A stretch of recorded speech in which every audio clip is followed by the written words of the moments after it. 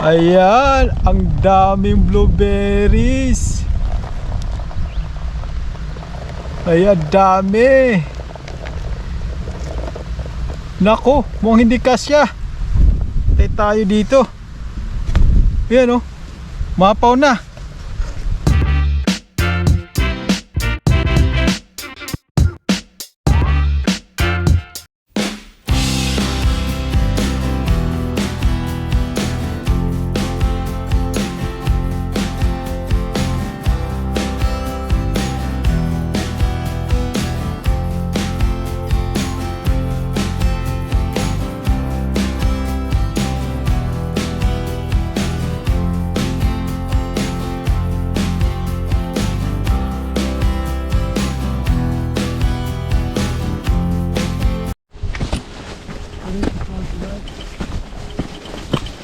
Better than the exercise we get at work. Oh yeah. Let's put it that way. We get plenty of exercise there, but it's more fun. We go there up in the hill. Yeah, see that up there.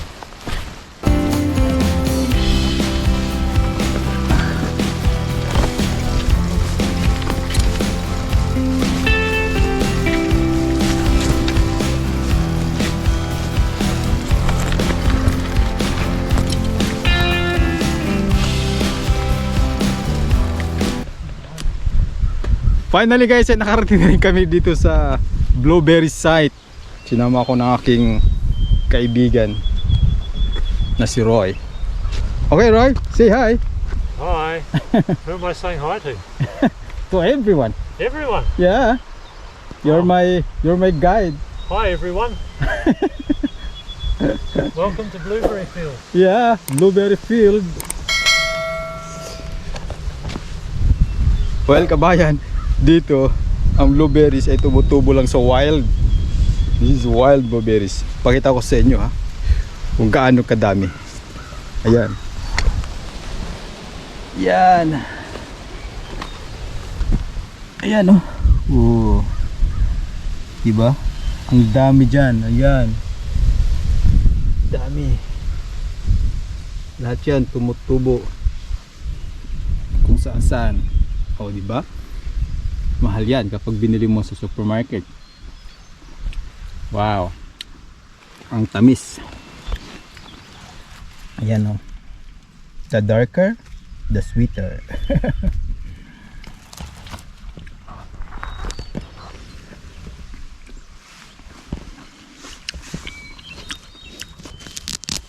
Masarap to pagka nilagay niya sa smoothies, pero tatamis pa ito kapag nilagay natin siya sa sa freezer muna.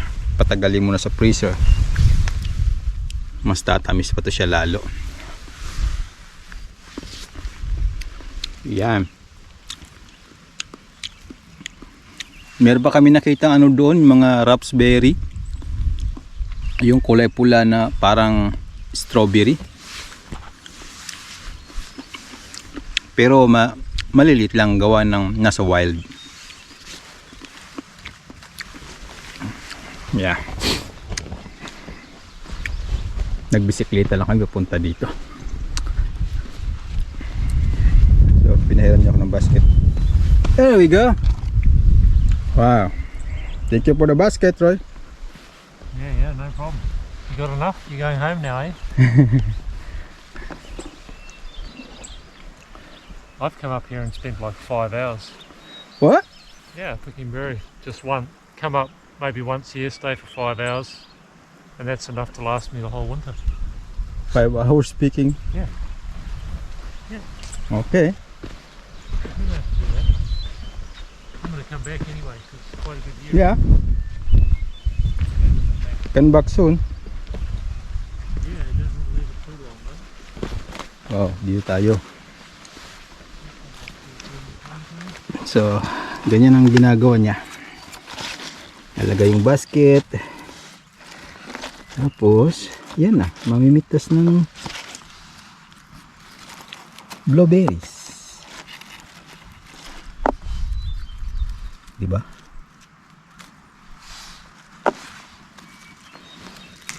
Yan. Medyo mahangin ngayon kasi nasa tuktok kami.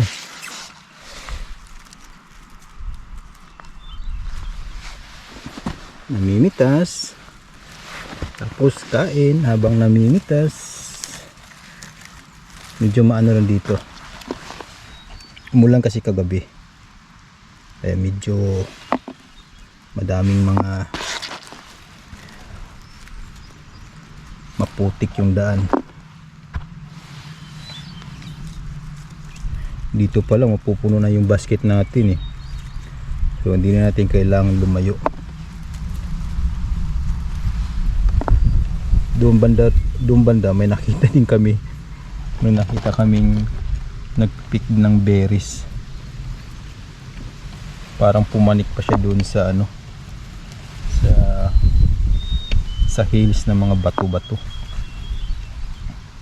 Yan, no? Naalala ko dati nung makita kami ng Mount Apo sa Davao, ano? Meron din ganito mga ano, blueberries wild, pero hindi ganun karami. Doon sa peak ng Mount Apo, meron din ganito. Kasi yung mga itong wild berries tumutubo to sa mga maraming hamog. Kagaya last few couple of weeks medyo maulan, ano. Yun ang gusto nila. Mas maraming tumig, mas maraming hamog kasi yung berries is almost 90% water. Medyo nakakatakot lang dito gawa ng may pagalagalang bear. Diyan si Mama Bear. Ang tamis. Mas darker siya na berries, blueberries, mas darker, mas sweeter, mas matamis. Ayan, oh. Dami, oh.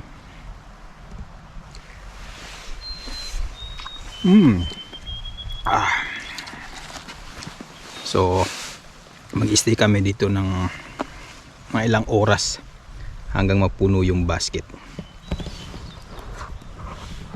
Ayan. Upo lang tayo dito sa bato.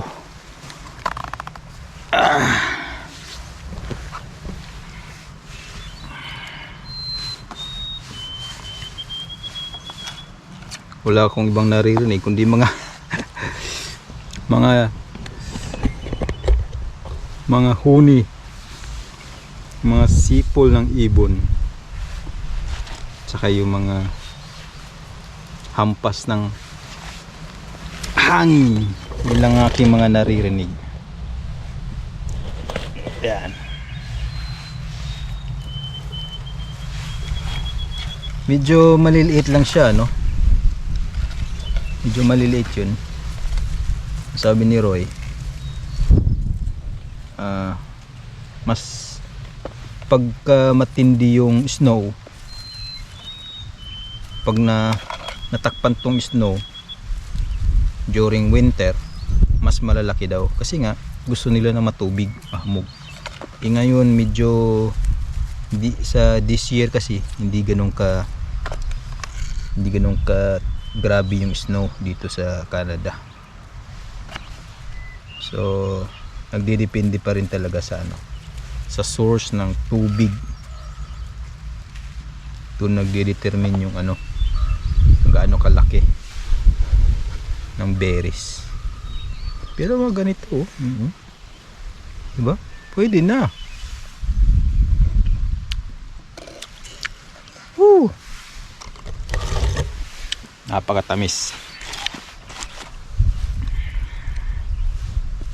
Pag dark na, mas matamis.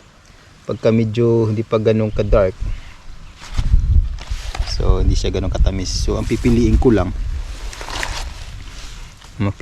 lang yung mga medyo malalaki. Ayan, oh.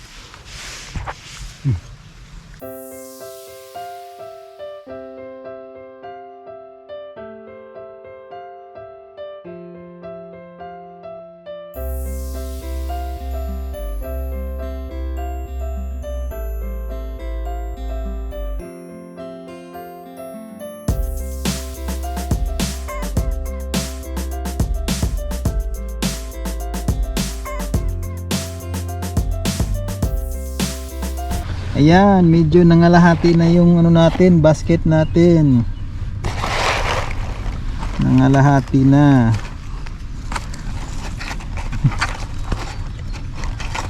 Ayan. So, kunting tiyaga lang. Mapupuno din to. Pagkalipas ng ilang oras siguro. Sabi ni Roy kanina. Dati nagpipik daw siya ng berries for 5 hours. Di tapos yung na-pick niya, yan na yun. Yun na yung parang ano niya, kinakain niya for the rest of the summer. Ganun kadami siguro yung na-pick niya. Ayan, oh. So dito hindi natin kailangan lumayo pa. Dito lang tayo sa parting ito. Mukhang mapupuno na yung basket natin, ah.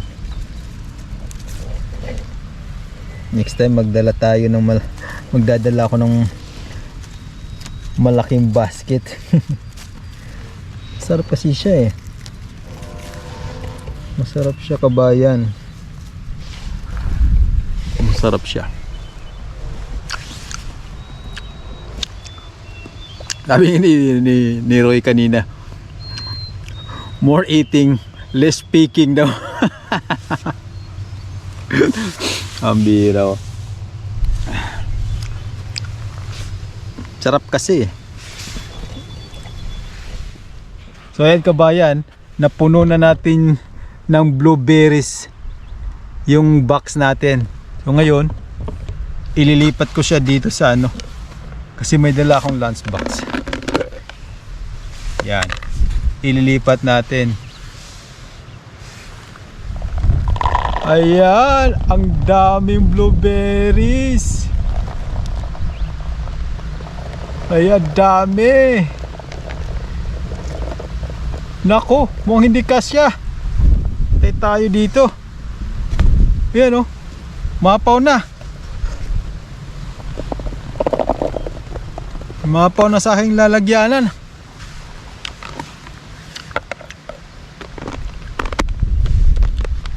Yan, oh.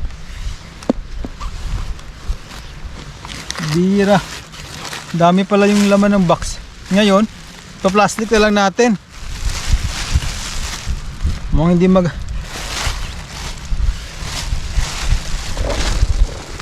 Ayun.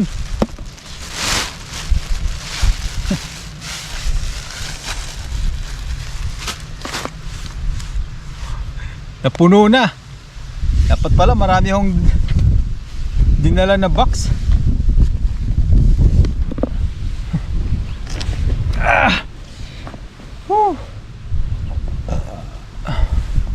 Lamig ng hangin. Pahinga muna.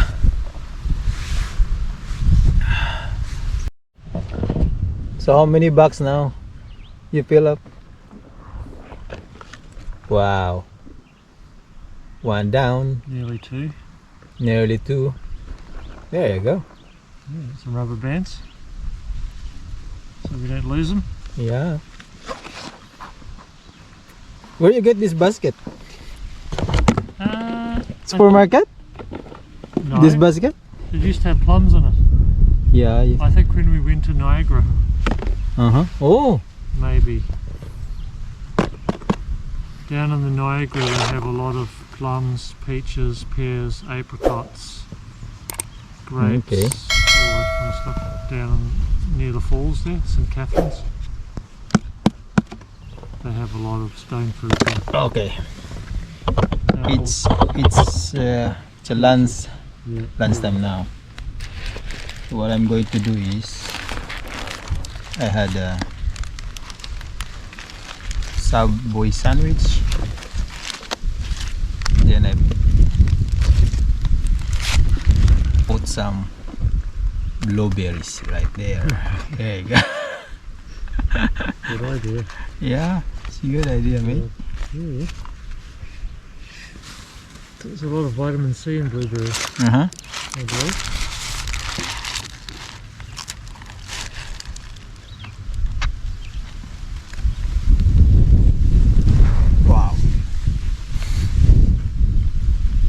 healthy. Yeah. A few of this. Yeah, if you want blueberries, this is a good place to go. There's no doubt about that. Talagang hindi napakita si Haring Araw ah. So pangalawang box ko na ito kabayan. Yan, nakasalpak lang ko dito. Nakasalampak lang ko dito sa ano, sa gilid-gilid. So kailangan kong punuin ito ano. Makadalawang box lang tayo, ayos na. At before tayo mag-proceed kabayan, lakas ng horn ng tren ah. Abot dito. Ang shoutout lang natin ang ating mga kababayan natin na nanonood sa ating channel ano, na si DM Channel J5 or Dan Creator J5. Taga ano siya to kabayan, taga Saudi Arabia. So shout out sa iyo at saka congratulations kasi nakatanggap na siya ng ano, ng endorsement letter mula po sa DSUD kasi ang last vlog natin is about pambansang pabahay para sa Pilipino. So nakatanggap na siya ng endorsement letters para sa DSUD. So magandang step niyang kabayan, congratulations. At shout out sa taga Saudi Arabia sa Middle East. Alam ko this time naglalagablag na yung init dyan. Siyempre galing akong Dubai, alam ko yan. At saka shoutout din kay Gibson Garde. Shoutout sa inyo. Shoutout sa iyo kabayan from Taiwan. So taga Taiwan. So shoutout dyan sa mga factory workers natin na mga OFW na nagsusumikap para guminhawa ang buhay ng ating mga pamilya, no? So shoutout sa lahat ng mga OFW around the world na nagsusumikap. Ayan kabayan, napuno na natin yung pangalawang box ng blueberries. Ayan oh, di ba? Ang dami ano. Napuno na natin yung pangalawang box. Ngayon, umiram na ako kay Roy sa kasama ko ng lalagyanan. Kasi yung ito lang yung dala ko eh. Napuno na. Sobra pang dami. Ayan. Ililipat natin. Ayan, ang dami. Ang daming blueberries. At mukhang aapaw pa ata. Wow. Meron pa dito. Yan. Sawa ko nito sa smoothie. Yan. Nakadalawang box ako kabayan. Meron pa dito. Saka dito sa plastic. Salamat sa Diyos sa biyaya. Yeah, it's definitely warmer, right? I'm not cold anymore. Yeah. I was a little bit cold about an hour ago. A little bit warmer now. The sun is starting to come. Okay, let's go home.